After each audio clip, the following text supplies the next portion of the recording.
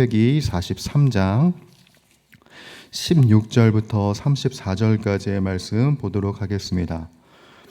구약 68페이지에 있는 창세기 43장 16절부터 34절까지의 말씀,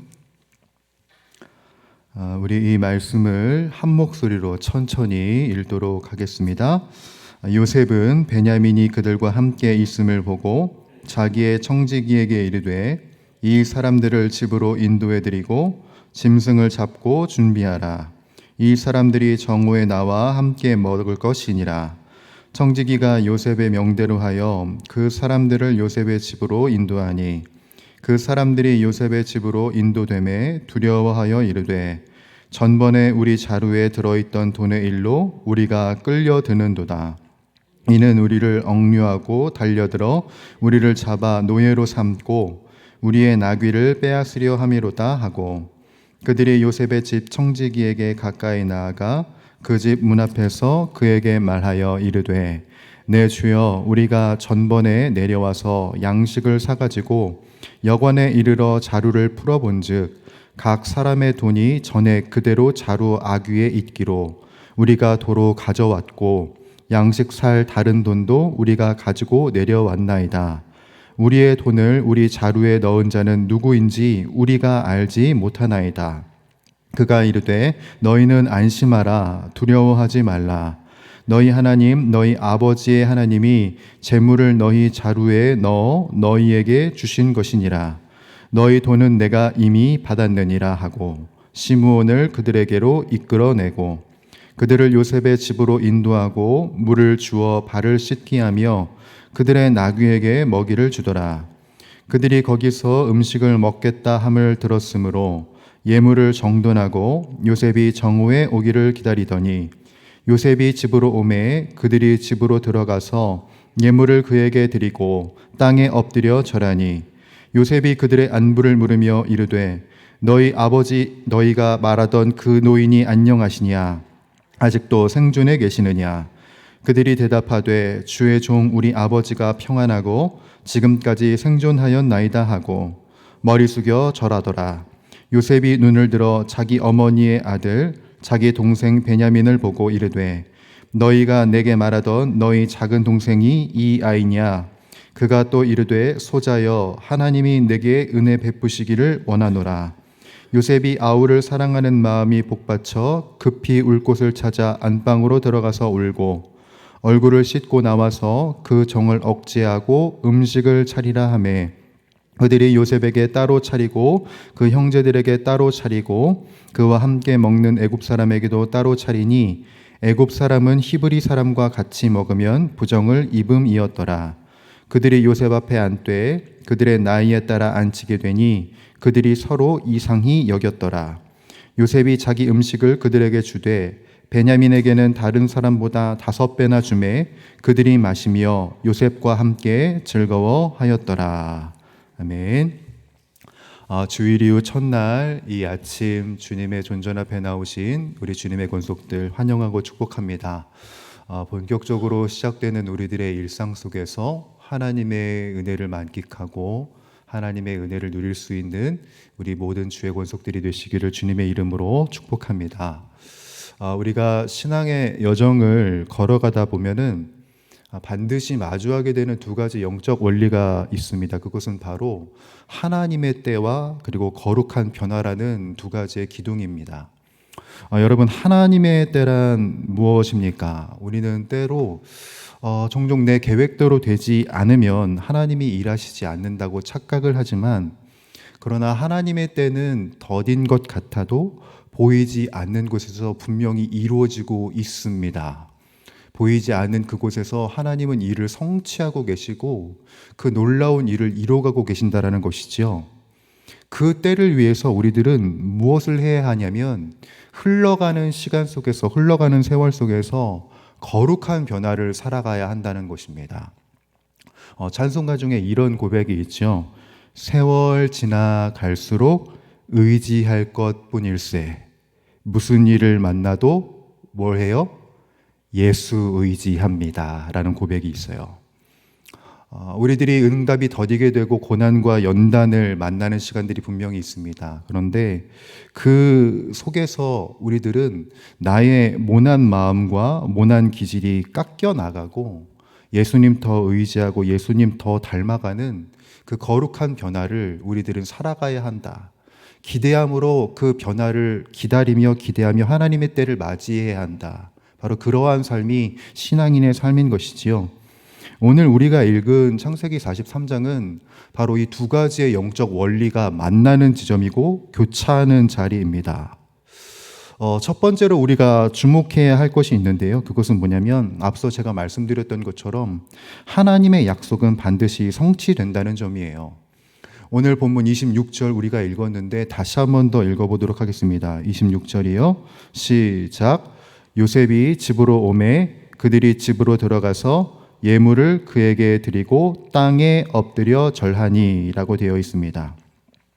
26절에는 형제들이 요셉에게 엎드려 절했다고 되어 있고요. 그리고 28절에도 비슷한 내용이 있습니다. 그들이 머리를 숙여 절했다라고 되어 있죠. 성경은 오늘 본문은 형들이 요셉에게 절했다는 것을 강조하면서 기록하고 있어요. 여기서 엎드려 절하다라는 말이 히브리어로 보게 되면 하바라고 되어 있는데 단순히 그냥 인사한 게 아니라 상대방의 그 권위 앞에서 완전히 굴복된 태도를 의미합니다. 그런데 이 하바라는 단어가 등장하는 또 다른 구절이 있어요. 그게 어떤 곳이냐면 우리가 지나쳐왔던 창세기 37장에 있습니다. 37장 7절을 보게 되면 요셉이 자신의 꿈을 형들에게 이야기하면서 이런 말을 한 적이 있어요. 우리가 밭에서 곡식 단을 묶더니 내 단은 일어서고 당신들의 단은 내 단을 둘러서서 절하더이다 라고 말한 적이 있거든요. 여기서 절하더이다 37장 7절에 말했던 그 단어가 여기에서도 사용된 거예요. 37장 당시에는 형들이 그 꿈의 내용을 듣고 요셉을 어떻게 했습니까? 미워하고 비웃었어요. 그리고 그 꿈 때문에 요셉을 팔아 넘기게 될 계기가 되었습니다. 그러나 그로부터 이제 20년이 흘러요. 20년이 흐르는 그 시간 속에서 이 시간이 이루어진 그 시간, 이 현재 속에서 요셉의 형들은 정확히 하나님이 주신 그 꿈의 내용대로 요셉 앞에 엎드려 절하고 있는 거예요.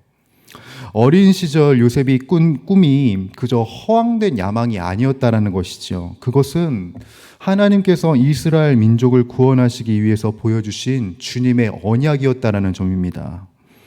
비록 그 약속이 이루어지기까지 요셉은 쉽지 않은 시간을 보냈죠. 어려운 시간을 보냈습니다. 노예 생활을 보냈고 그리고 억울한 누명으로 인해서 감옥 생활을 했고 자신이 호의를 베풀어준 그 술 맡은 관원장이 자신을 기억을 못해요. 분명히 자신을 기억해달라고 얘기했는데 있습니다. 긴 시간을 너무나도 고통스러운 시간 가운데 보내는 거예요.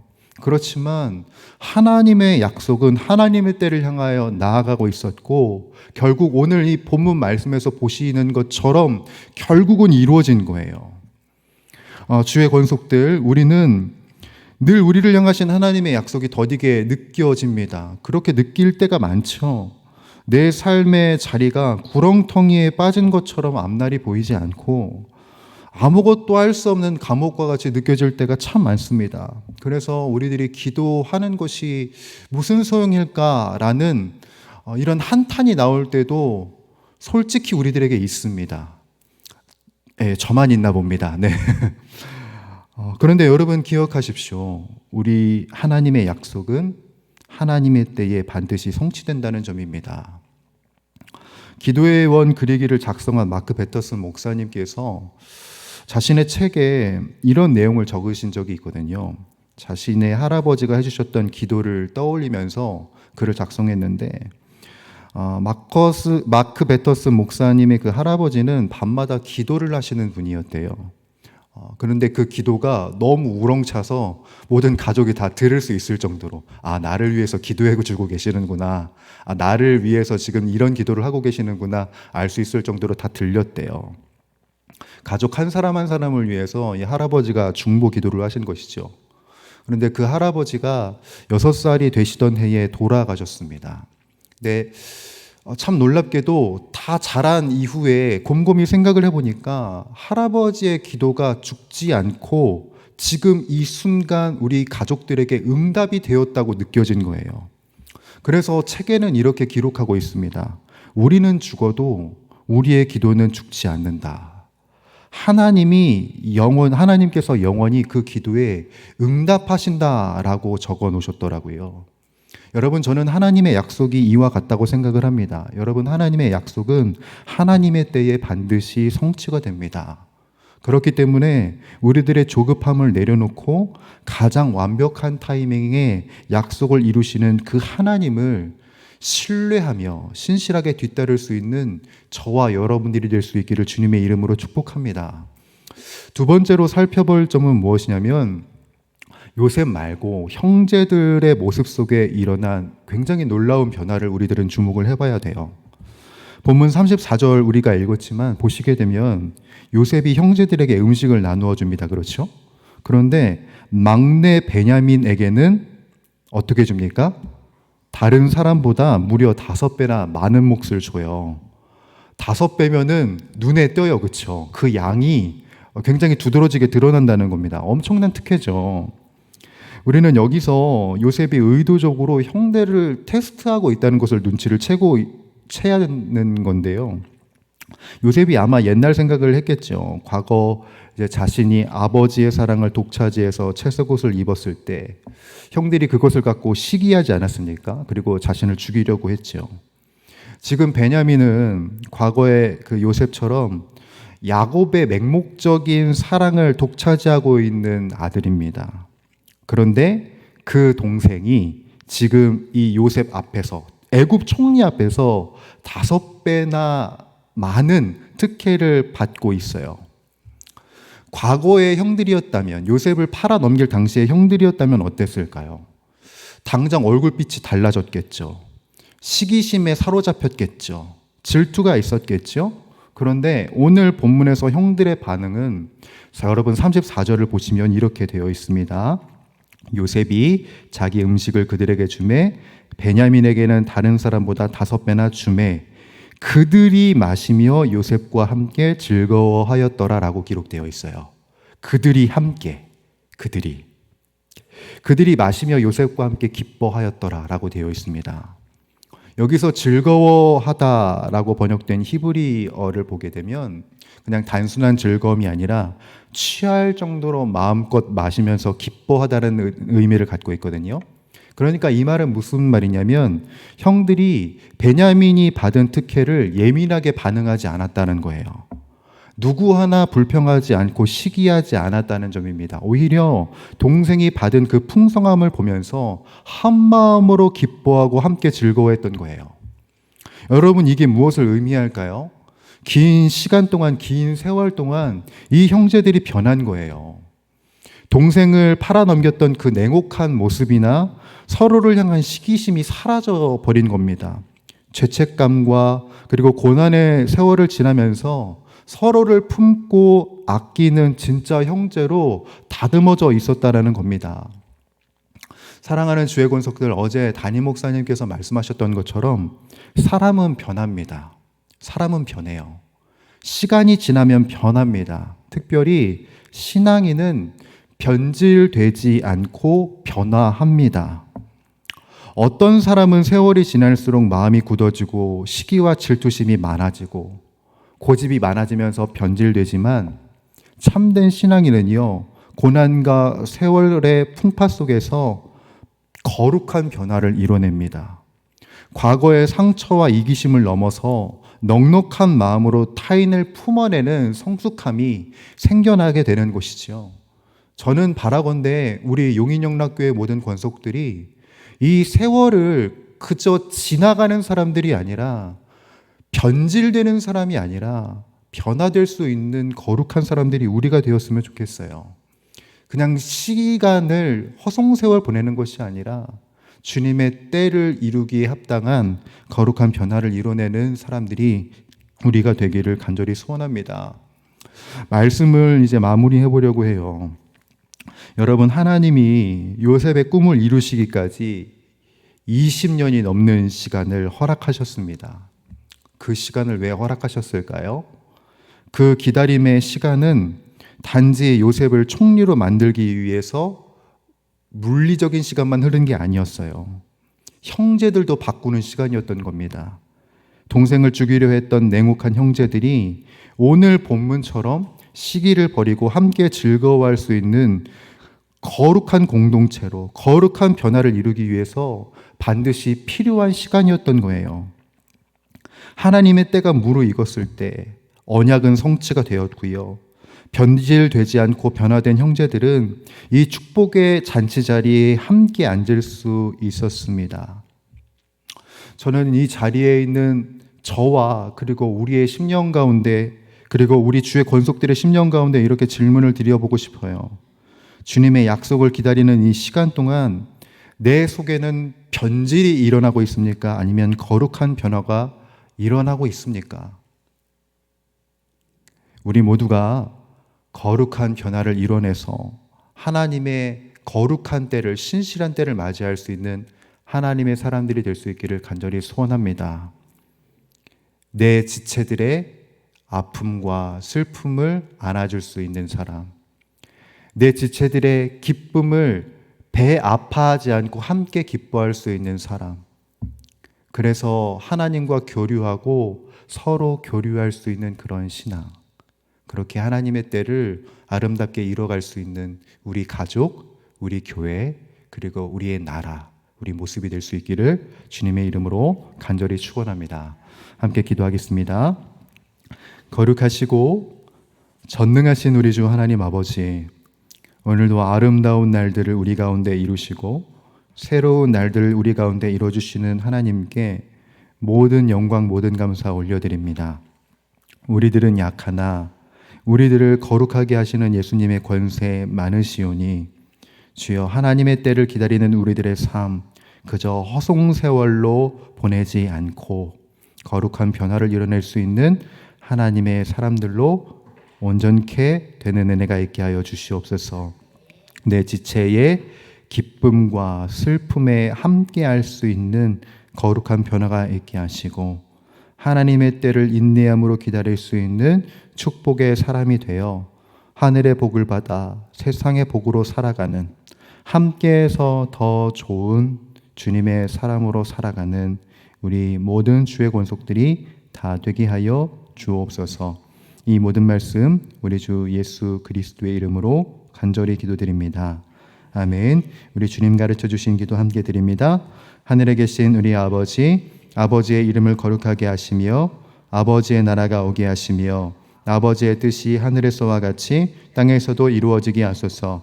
오늘 우리에게 일용할 양식을 주시고 우리가 우리에게 잘못한 사람을 용서하여 준 것 같이 우리 죄를 용서하여 주시고 우리를 시험에 빠지지 않게 하시고 악에서 구하소서.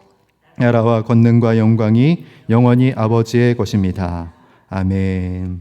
이 시간 우리 함께 기도하며 나가도록 할 때 하나님의 때를 온전히 기다리며 기대하며 기도하며 살아갈 수 있는 우리 모두가 되게 하여 주옵소서. 그것을 위해서 거룩한 변화가 우리 가운데 이루어지기를 간절히 소원하옵나니 주여, 내 지체의 아픔을 위하여서 내 지체의 기쁨에 동참하는 거룩한 교류가 우리 가운데 있게 하여 주옵소서.